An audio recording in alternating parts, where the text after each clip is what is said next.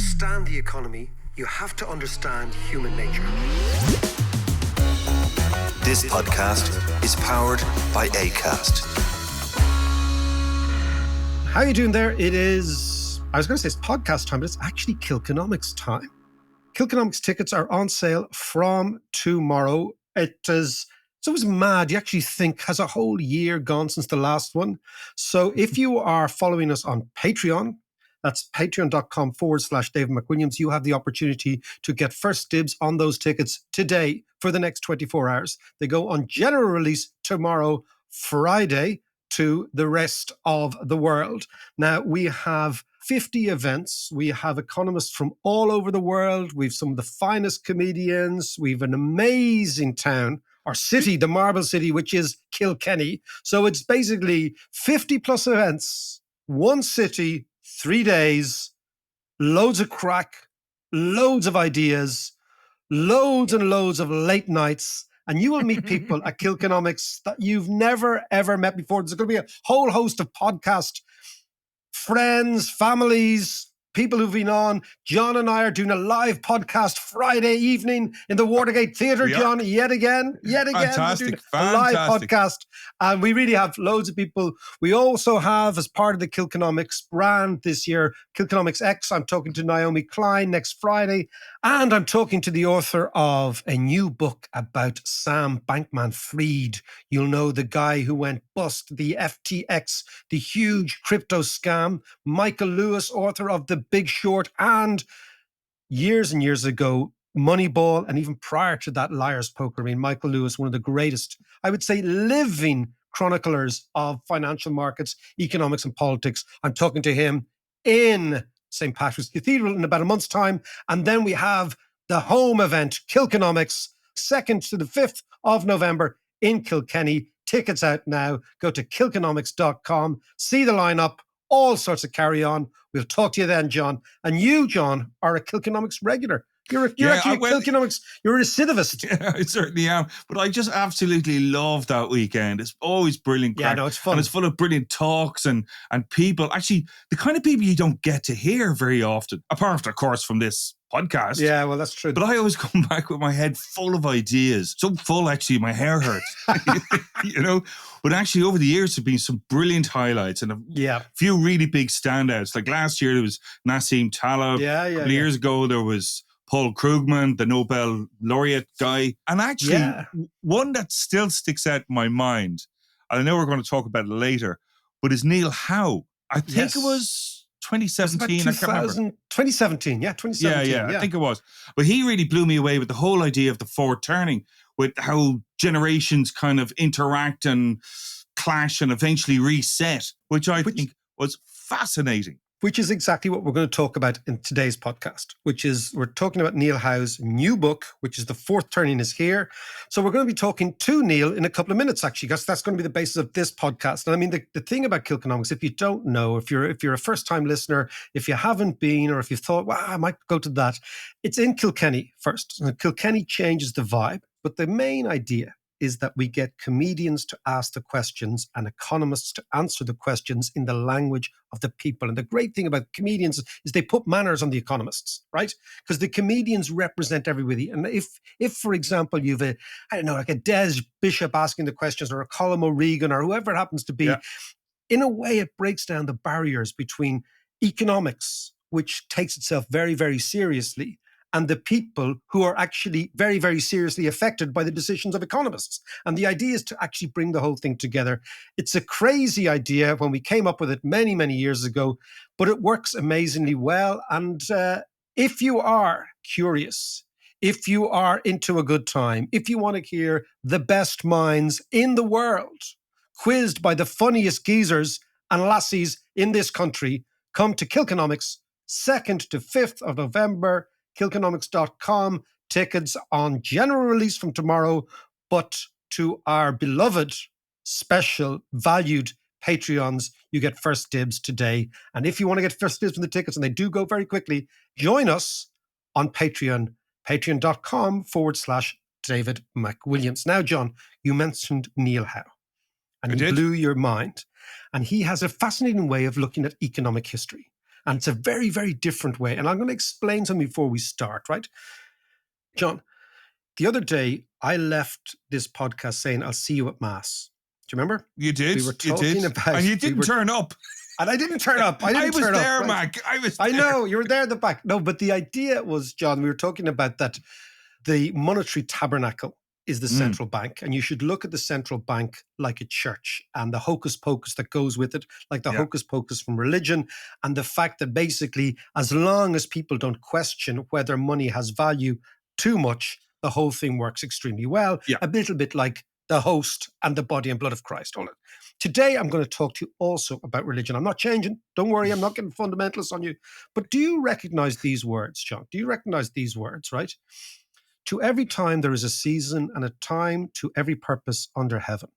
Time to be born and a time to die, a time to plant, a time to pluck up that which is planted, a time to kill, a time to heal, a time to break down, a time to build up, a time to weep, a time to laugh, a time to mourn, a time to dance. Do these words resonate with you, John? Do you know these ones? Well, unfortunately, yeah, because it is one of those readings that is used in a lot of funerals. And unfortunately, I've been to a lot of funerals this year. So unfortunately, yeah, it does resonate. Okay, so this comes from the book of Ecclesiasticals, right? It's the third book of Ecclesiasticals. It's Solomon's book of Ecclesiasticals, right? King Solomon, right? Yeah. Allegedly the wisest of all men.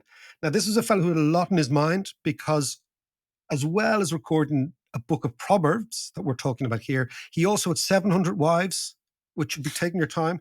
Yeah. He also had 300 concubines. Okay, so whilst servicing all those duties, he still managed to write a book of Proverbs that became the Ecclesiasticals, which is in the Old Testament. Yeah. And that is from the Old Testament. And what's fascinating for me about the Old Testament, I don't read it all the time, John, obviously, right? But what interests me is the wisdom and the sense of continuity that is in these books that were written about 10,000 years ago. I always also go on about Leviticus and Deuteronomy and debt forgiveness and the Jubilee year and all those sort of things. So I find these type of fundamental scrolls of our culture, whether you accept them or not, and I'm not particularly religious, but I'm interested in the historical aspect of them. Absolutely, yeah, because it is fascinating stuff. And so what that proverb, the one you hear at funerals, is all talking about is the relentless seasonality of life. So a time to grow, a time to die, a time to sow. So in the same way as summer is followed by autumn, is followed by winter, in the same way as you're born, you go through early life, you go through early adulthood, you go through midlife, then you get into elder life, and then you die, and the cycle starts again. In the same way as almost everything involving living organisms seems to have a cycle. And this is something the circle of life, as Elton John said. As well, you quote Elton John, and I quote... In that great Disney movie. Who may well have had as many concubines as King Solomon, who knows, right? Anyway, my point is, John, and my point is, there are many ways of looking at history. And economics, in one way, has hijacked history, right? So economics, through money, has put a price on the future called the rate of interest. And the rate of interest and putting a price on the future, a monetary price on the future, which really became manifest in the early medieval age, right? And then became much more common as we go through the commercial age, which is the Dutch Republic and colonialism, and then industrialization, the Industrial Revolution. What actually it did was, by putting a time value on money, what it forced us into thinking about was time in a linear way. This is, I think, something quite interesting that economics should get into but doesn't, which is the role of money in changing the way we think about the future. And we now think about history in sort of this idea of time's arrow, that progress is building incrementally on incremental, and we're going forward at a gradual but clear, unique path, that history is linear. But what King Solomon is talking about is not that.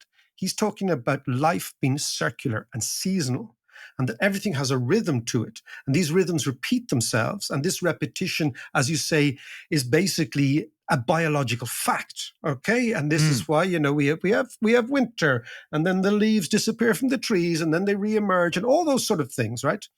And there are many people who look at economic history through these cyclical ideas, that basically all economic history is one large repetition of crisis, followed by rebirth, followed by maturity, followed by crisis, followed by rebirth, followed by maturity, right? History repeating itself. But also repeating itself in a sort of, not an absolute way, not in a way in which you can say, well, absolutely, tomorrow this is going to happen because this happened 100 years ago. But saying like, how do we understand the fact that large societies seem to go through crises that seem to be quite well spaced, right? And Neil Howe talks about that in The Fourth Turning. And what he basically says, he's basically taking the essential, I go back to the Jesuits, right? The Jesuits have this expression, which is, give me the child and I'll show you the man, right? And what they were basically saying is that people's experience in childhood and early childhood absolutely dictates who they become in the future. And therefore, what happens is every generation has an experience, a collective experience in our childhood. You and I have it, being children of the late 60s, well, basically children of the 70s and into the 80s as we grew up. And that world completely informed our worldview.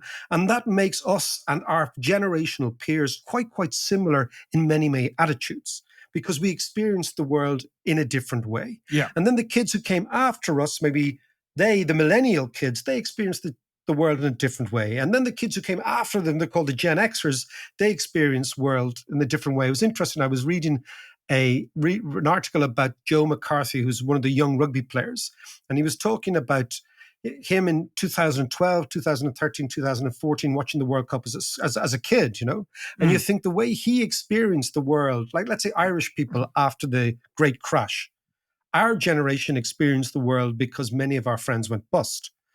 But their generation, the kids, their dads were going bust. Their mums were going bust. So they experienced the world in a very different way. And they then will bring that forward. So when they become the dominant generation, and the dominant generation is midlife, they will have a certain way of looking at the world, which is completely different to us. Absolutely. And it's a bit like one of the worst things you could say to a kid. And I've learned this over time as a dad is, well, back in my day, and we used to rail against that as well, when our parents used to say, well, back in my day, we used to do this, we used to do that.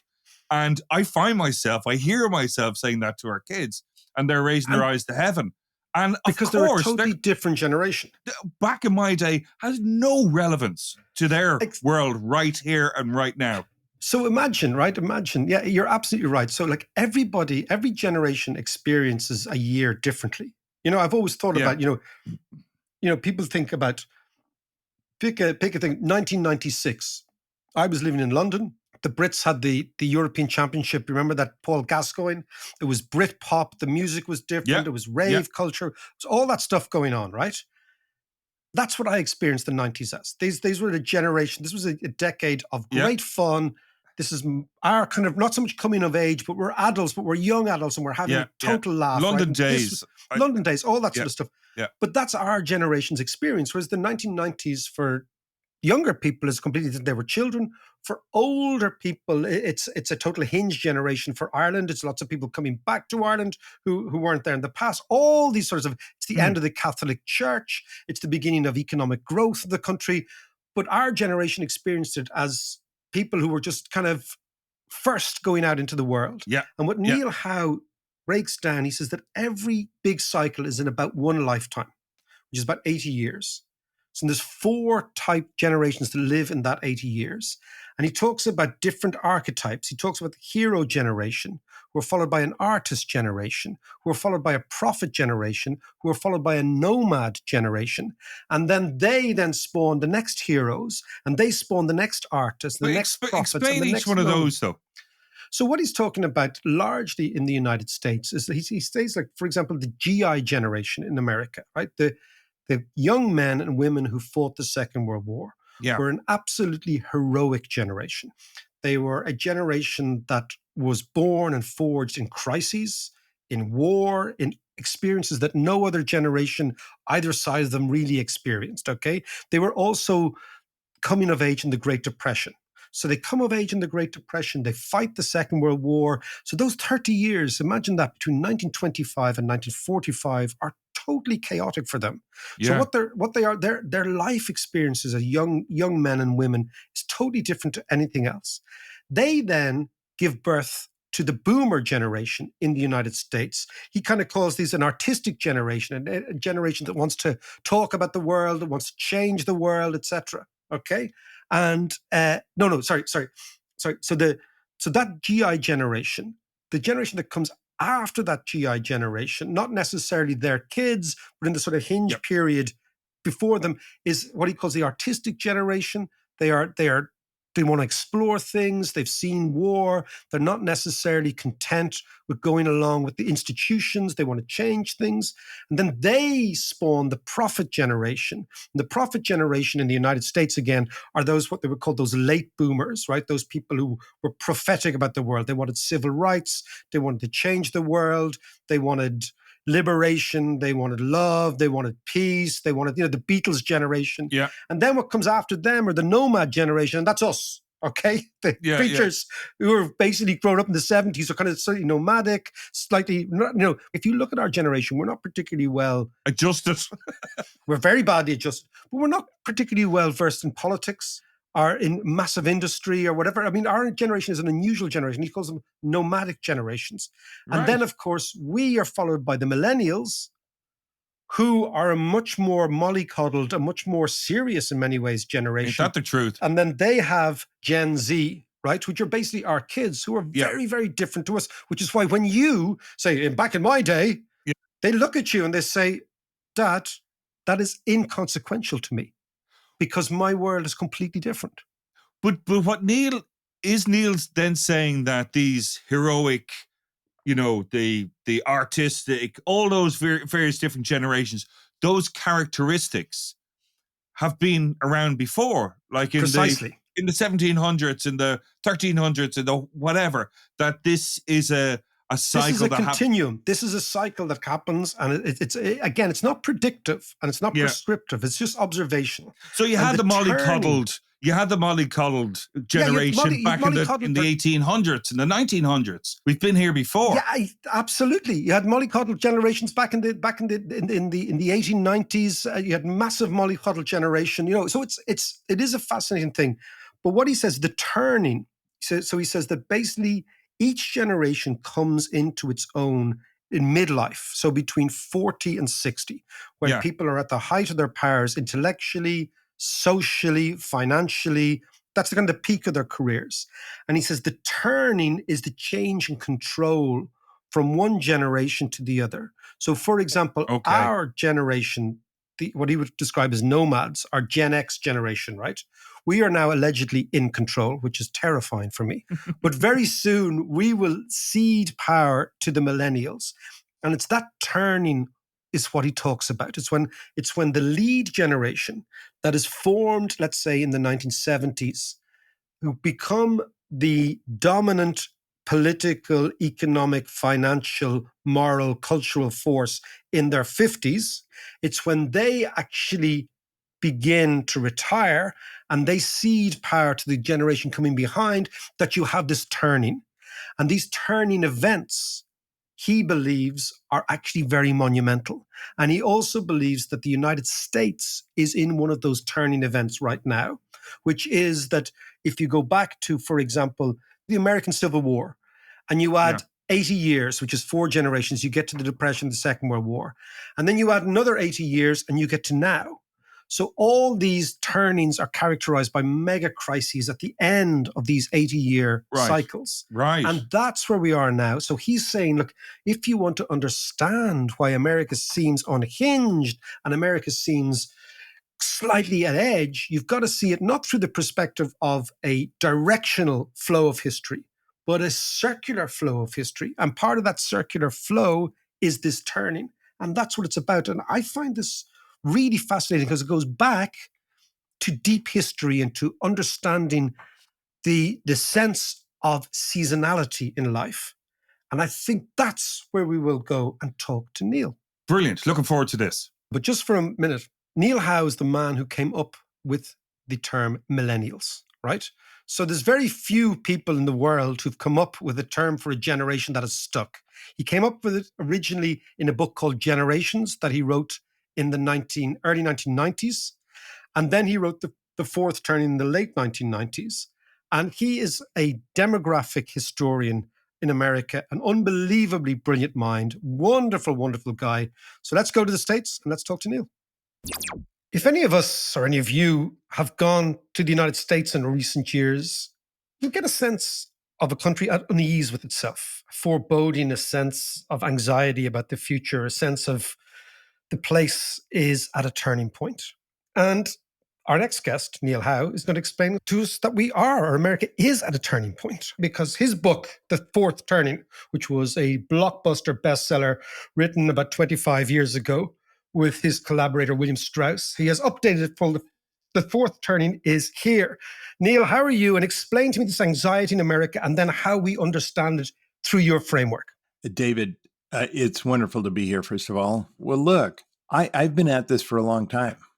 The way historians usually look at history, we look at in any one year what everyone's doing at all ages, right? We have old people doing this. You have, and it's usually about people around 55 to 65. They're the top leaders. So you're telling their story. Yeah. But what we wanted to do, we wanted to choose a particular generation, a particular group of people that were born at a certain time, that had been socialized as children in a certain way, that came of age in a certain era, and that actually, as so many of the generation's thinkers like Mannheim and Ortega y Gasset, and so many of them said, actually develop a certain sense of commonality about themselves. We're all sort of in the same boat. We've shaped the same way. We're experiencing the same things.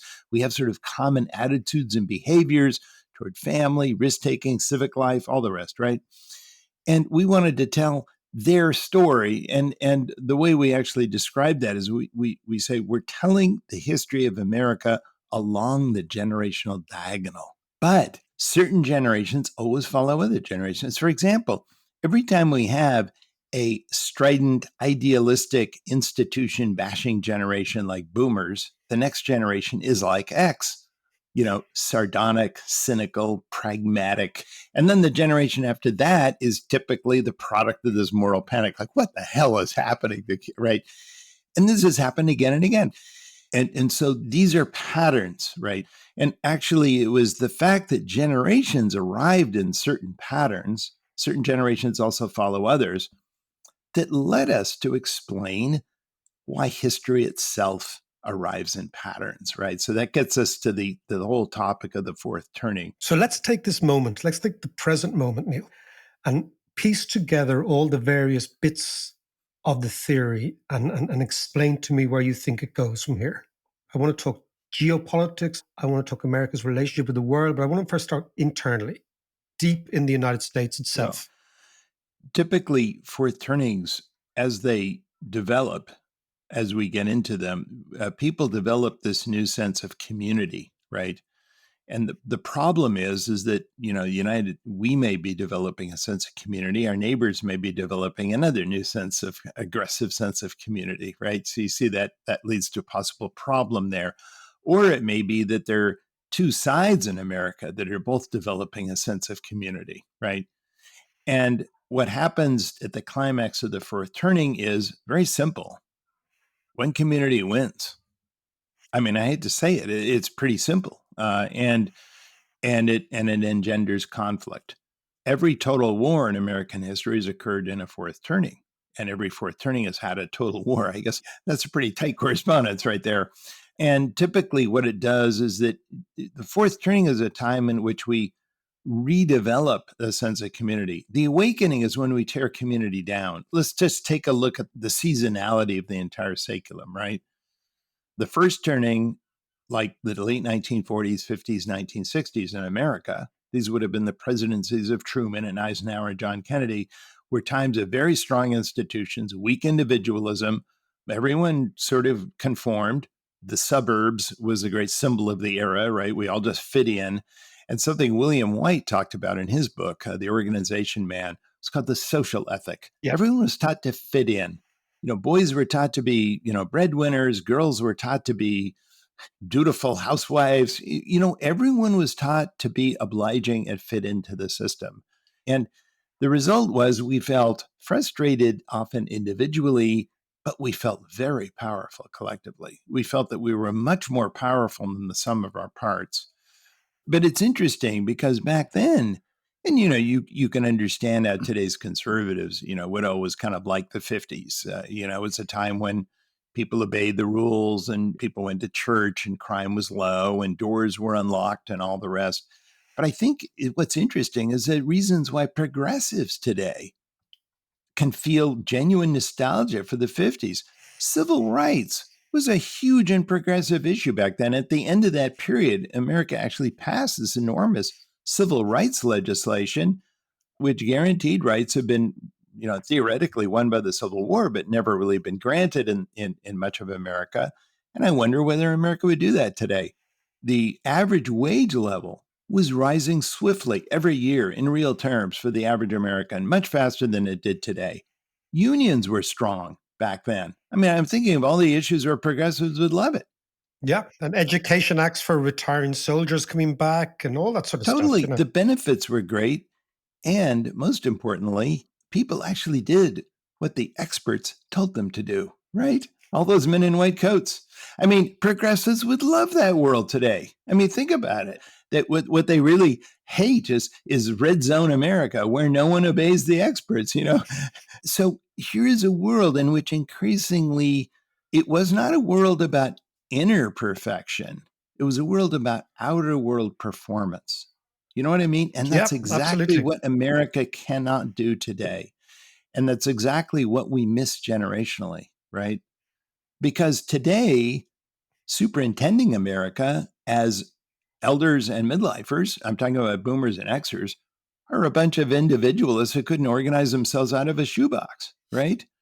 And so you've got the natural organizers who are still young. They're not in power. They're the millennials. They love doing things in groups. Everything to them is, social entrepreneuring or social business, whatever it is. They add the prefix social to make it sort of tame and domestic. Stuff we never heard about. We were that age. No, I mean, you guys were raised like feral. I mean, you were like, You're right. You never even knew what that meant. So you see now where we are generationally, and where we are is that awakening era is one in which the society tires of all the social discipline, but the people want less order. So the whole movement is a movement toward much less demand for order and making the system consistent with our desire for less order. So in the 60s, it began in college campuses and inner cities. We didn't want the patriarchy. We didn't want family authority. We didn't want anyone telling us what to do. And then finally, that was mostly on the left. And then by the end of the era, it was tax cuts and deregulation and all this. The right didn't want anyone to. We just became, in every respect, a less governed nation. During the fourth turning, it's the opposite. Society doesn't supply any order, and suddenly people want more order. And that's what makes it a very different kind of period. The supply of order is low, the demand is rising. And in each case, it's the coming of age generation, which is most indicative of the new mood, right? Coming of age and the boomers, it was, we didn't want order. Today, it's millennials coming of age. We want order. We want safety. We want security. We want an employer that tells us what to do, that gives us guarantees, which gives us, what they call, sort of achievement ladders and all this stuff. We want benefits. We want structure. What the hell's the matter with this country? You can't provide any structure. I mean, we have no idea of national community anymore, right?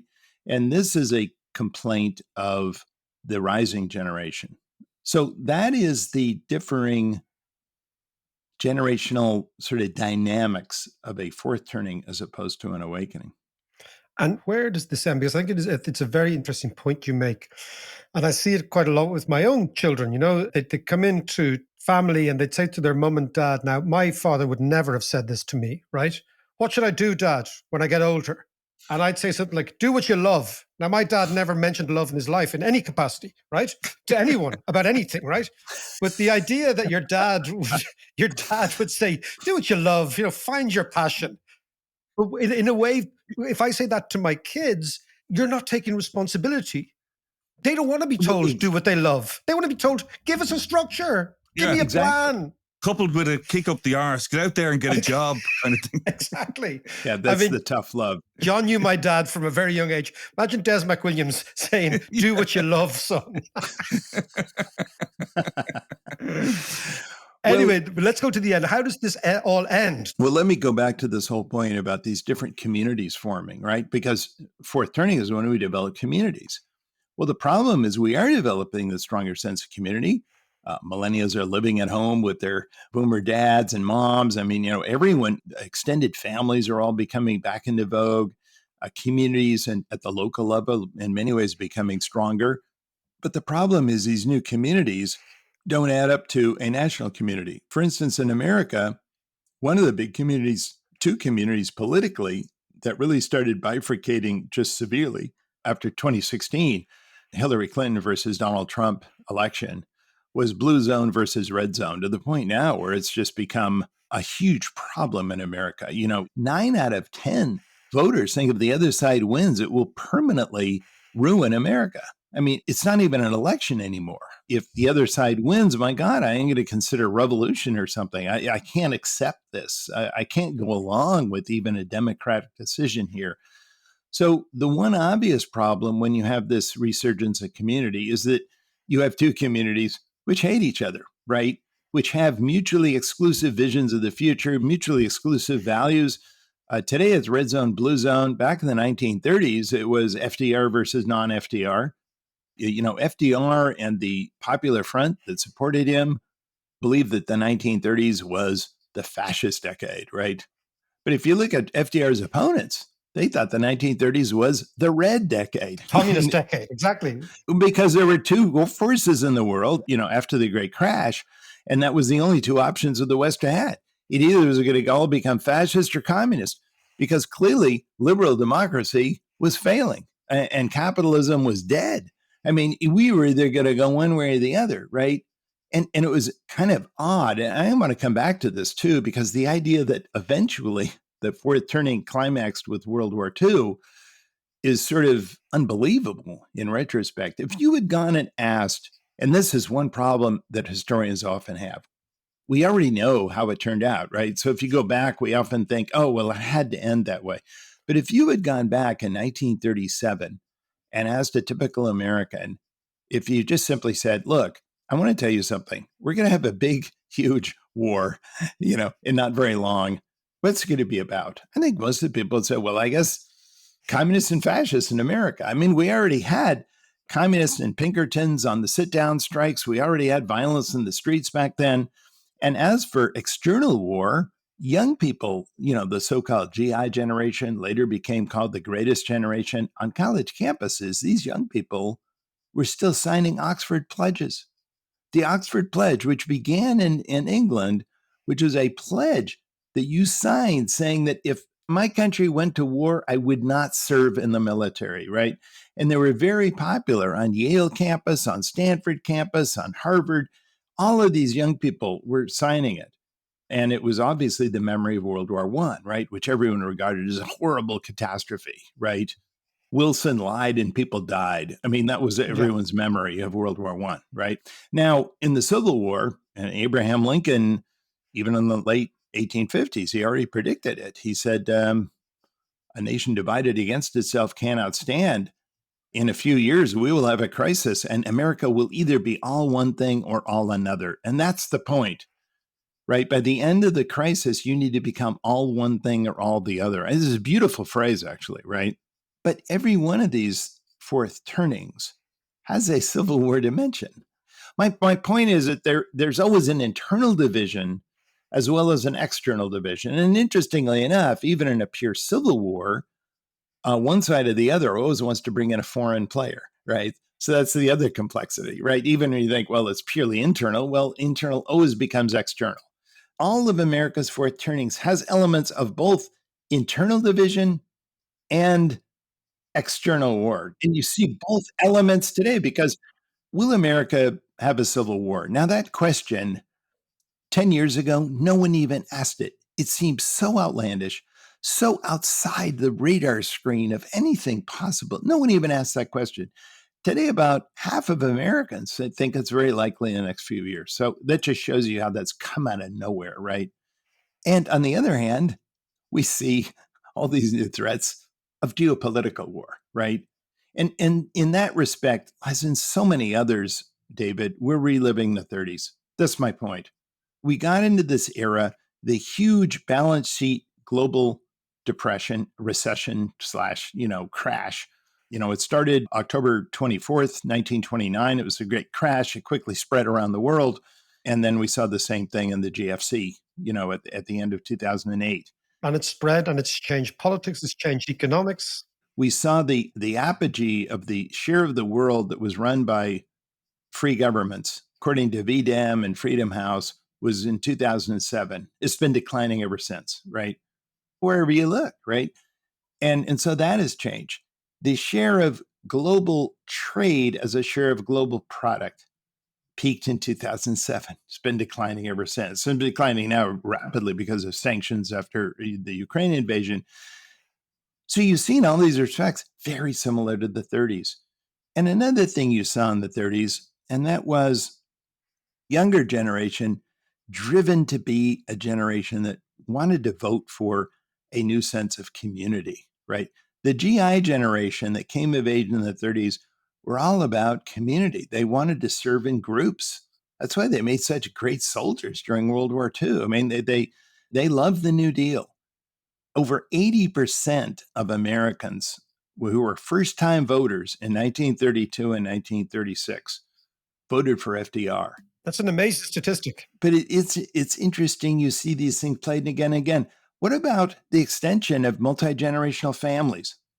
In America, we look back, and I think these are pretty famous around the world. It's the Frank Capra movies of the 1930s. They were associated with the Depression. These are movies like Mr. Smith Goes to Washington. You Can't Take It With You. These are great movies. And you notice in these movies, which all came out in the late 30s, they show all kinds of generations living in these big Victorian homes. Why? Because no one was building new homes in the 30s. It was a Great Depression, right? Today, it's the same thing. It's just McMansions. And again, you find that we're at opposite ends of the awakening. During the 1970s, during our awakening, the average number of people per household declined at a faster rate than any other decade in American history. No one wanted to live together in the 1970s. All the old people were moving into senior communities in the Southwest. You know what I mean? Because they wanted to get away from their boomer kids. They hated them. Their boomer kids were all about selfishness and self-gratification. These were the senior citizens, right? They came of age with D-Day. And they just wanted to move to some really nice place, age-restricted communities, right? Where young people weren't even allowed to move nearby, okay? And they could listen to their Benny Goodman music. They didn't have to listen to those goddamn Rolling Stones and Beatles and all this crap that was coming out, right? Okay. So that was that. And then, of course, it was the decade of divorce. And that was the silent generation, all divorcing their Woody Allen and getting into all this, psychological problem. But they were all divorcing, right? And then boomers were like leaving for Wheeler Ranch Commune or something, right? They were actually going, hitching on the road or something. No one wanted to live with anyone. And now everybody's living together. And now everyone's living together again. I see the whole thing. I mean, Neil, what I want to do to conclude is from where you're sitting, from everything you've studied, from all the connections you've made, is this a trepidatious period where the possibility of war is there, civil war, internal conflict, as you said, infected by external conflict? Or is there another possible avenue out of this which doesn't involve the catastrophes? And we start again. Both. I hate to say, but both. One is required for the other. We are going to go through a great gate of history, but you got to pay the toll to get there. I hate to say, David, that's kind of how it works. You don't reforge community on a sunny day. Very true. That's kind of how it works. People need to be re-socialized, and it's not a pleasant experience. In one chapter in the book, chapter 8, and it really is about how America changes socially. And I talk about some of these big changes. But along the way, I quote William James, who gave a very interesting speech at Stanford University. And now William James is interesting for a lot of reasons. And one is he said he was a pacifist, but he was very realistic about the power of war to forge people into citizens.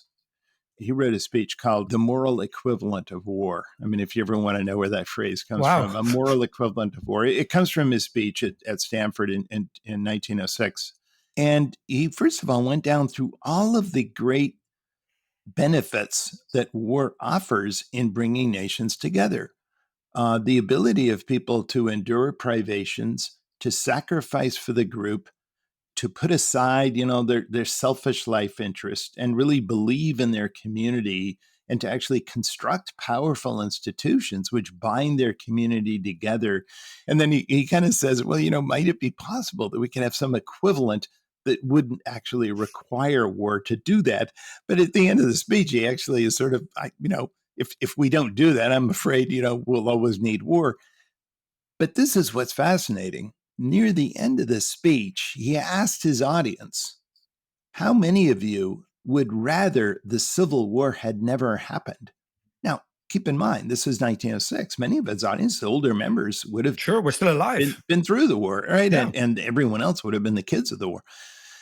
And he said, I'm almost sure that almost none of you would say yes, because none of you can imagine the sense of progress, unity, industrialization, right? Sort of national power that America has today without having gone through the Civil War. He took it for absolute granted that everyone in the audience would say, well, it's a good thing we had that Civil War, right? But if I asked you, he said, this is the paradox. He said, if I asked you, would you want another such catastrophe, a few years from now? I said, I'm sure all of you would say no. And isn't that interesting, David, the paradox, right? Absolutely. So in other words, I think we all understand this, right? And so here's what I'm trying to say, is that the saeculum, which is what we call the cycle of generation, the cycle of turnings, is a complex system which takes society to places they don't always want to go, but that they have to go, they need to go in order to survive, in order to thrive long term. And that there are all kinds of processes in nature which aren't pleasant, but we need. Forests need fires, rivers need floods.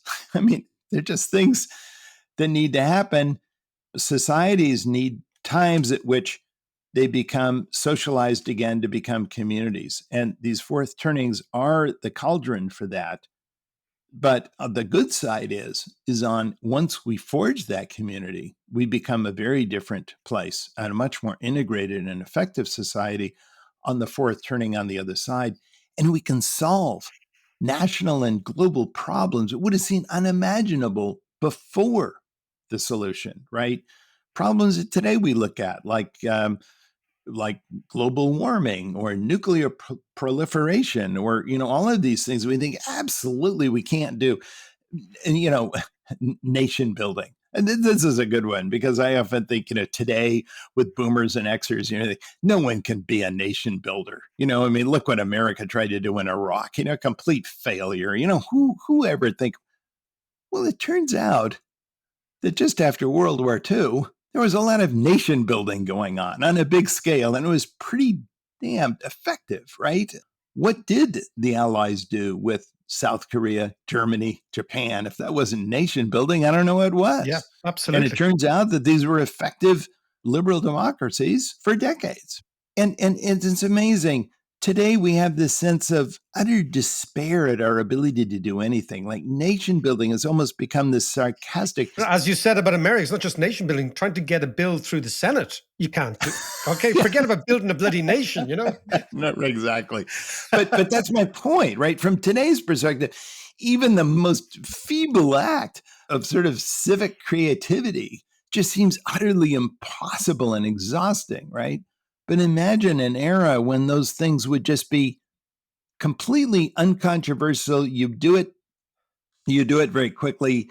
And interestingly enough, and this is what happened in the 1950s in America, is that two parties actually became increasingly similar until by the late 1950s, most Americans are complaining they didn't even know the difference between the two parties. I mean, they seem to be, Tweedledee, Tweedledum, right? But and then by the time you get to JFK and Nixon, the only difference was one guy shaved and the other guy didn't before the TV debate. The other guy sweated a little bit more. Yeah, exactly. This has been fascinating, and we could go for hours and hours and hours. But look, it's an amazing way of looking at history. The book is The Fourth Turning is Here by my guest, Neil Howe. It's been a wonderful trip around the houses, through the decades, through the centuries, giving us a framework to look at the world as we see it right now. Neil, an absolute pleasure. Wonderful to talk to you. Wonderful to talk to you. I'm going to see you again soon. Thank you so much, David. As always, a pleasure and an entertainment.